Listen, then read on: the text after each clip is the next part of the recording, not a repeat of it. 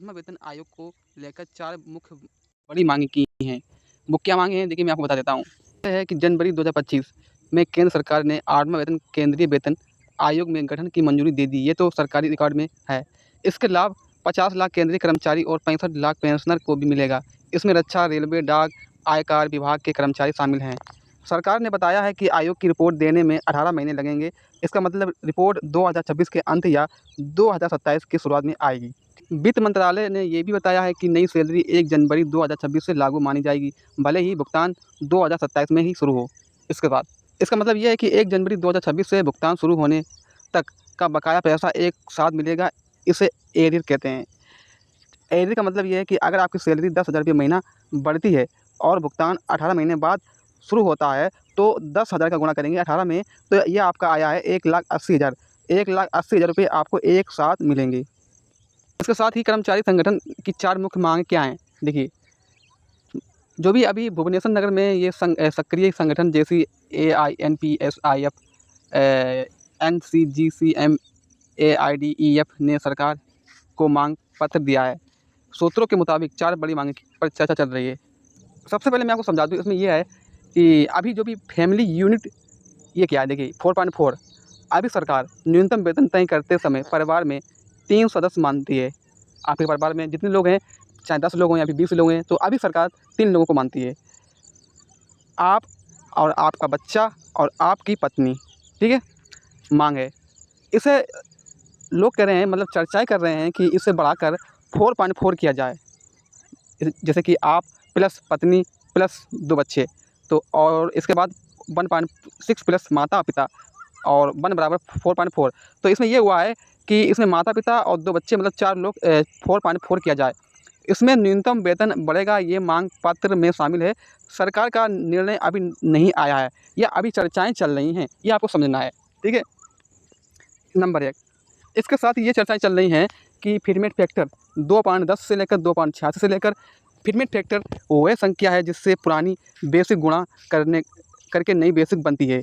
7वां वेतन आयोग में ये 2.57 था और तो जैसे कि 7,000 का गुणा करेंगे 2.57 में, तो ये आपका बना है 18,000 रुपये बेसिक सैलरी हुई थी। लेकिन अब मांग है कि इसे 2.10 से लेकर 2.86 के बीच किया जाए। अगर जैसे कि 2.10 होता है तो 18,000 का गुणा करेंगे 2.10 में, तो भैया आपकी बनी है सैलरी 37,800 रुपये बेसिक होगी। सरकार ने अभी फिटमेट फैक्टर तय नहीं किया है। विशेषताओं के अनुमान के मुताबिक 30% से लेकर 34% बढ़ोतरी का है, मतलब की जाए। इसके साथ ही HRA की मांग में बदलाव किया जा रहा है। यानी HRA यानी हाउस रेंट अलाउड, घर का किराया के लिए मिलता है। अभी एक श्रेणी के शहर जैसे दिल्ली, मुंबई में 27% मिलता है, 22 श्रेणी में 18% और जेड श्रेणी में 9% मिलता है। मांग है कि एक्स श्रेणी में 36% और 22 श्रेणी में 24% और जेड में 12% किया जाए। ये प्रस्ताव है कि सरकार की मंजूरी अभी बाकी है।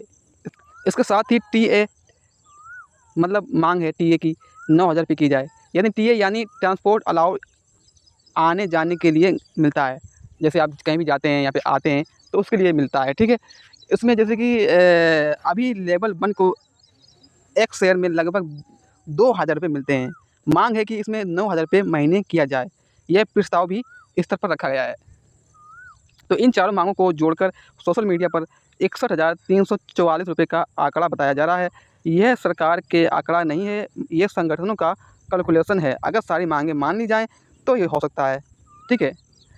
तीसरा ये है कि डीए के बारे में ये चर्चाएँ चल रही हैं, जैसे कि डीए यानी डिप्रेशंस अलाउंस, महंगाई भत्ता। ये महंगाई भत्ता के हिसाब से बढ़ता है। अभी 50% है, 50% से ज़्यादा है। संगठनों की मांग है कि इसे डीए को बेसिक सैलरी में जोड़ दिया जाए, तो इसे डीए मेरिज कहते हैं, ठीक है? सरकार की स्थिति यह है कि पीटीबी ने बताया है कि अभी डीए को मूल वेतन में विलय करने का कोई भी प्रस्ताव सरकार के विचाराधीन नहीं है। डीए पहले की तरह अलग से मिलता रहेगा। मतलब ये है कि डीए बेसिक में जुड़े नहीं गा। इसके साथ ही चौथा मांग ये है कि पेंशन और दूसरे भत्ते, जैसे कि पुरानी पेंशन यानी ओपीएस को लेकर ये भी मांग है कि सरकार ने ओपीएस की जगह यूपीएस यानी यूनिफंड पेंशन स्कीम की बात की है। इसमें सरकार की योगदान 14% से बढ़ाकर 18.5% हो सकता है। 25 साल की नौकरी पर आखिरी 12 महीने की औसत बेसिक का 50% पेंशन मिल सकता है, मतलब 50% पेंशन मिल सकती है। यह 8वां वेतन आयोग का हिस्सा होगा। इसके साथ ये भी मांग चल रही है कि जो भी अभी दूसरे भत्ते जैसे चिल्ड एजुकेशन अलाउंस में अभी 2700 रुपये मिलते हैं, तो इसकी जगह 5,000 रुपये किए जाएँ।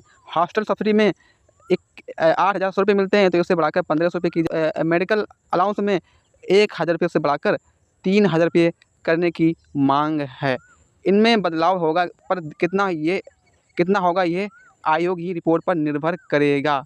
ठीक है, ये आपको आयोग ही बताएगा कितना करना चाहिए, कितना नहीं करना चाहिए। ठीक है, इसके साथ ही 8वां वेतन आयोग बनेगा 1 जनवरी से 2026 से लागू होगा। एरियर मिलेगा? नहीं मिलेगा। ठीक है, नहीं होगा। लेकिन डीए का बेसिक में विलय नहीं होगा। सरकार ने मना कर किया है कि संभावना है कि सैलरी में 30% से लेकर 34% बढ़ोतरी की संभावना है। 65% सिर्फ संगठनों की मांग है।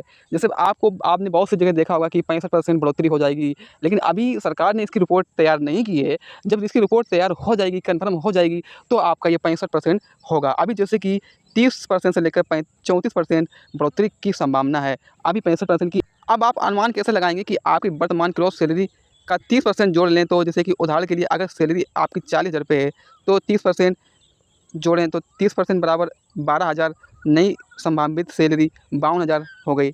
एरियर अगर आपको 18 महीने के बाद भुगतान शुरू होता है, तो 12,000 का गुणा करेंगे 18 में, तो ये आपका आया 2,16,000। ठीक है, यही अनुमान है कि अंतिम आंकड़ा सरकार ही रिपोर्ट से आने पर पता चलेगा। वीडियो को लाइक करें और सब्सक्राइब जरूर करें। ठीक है, थैंक यू।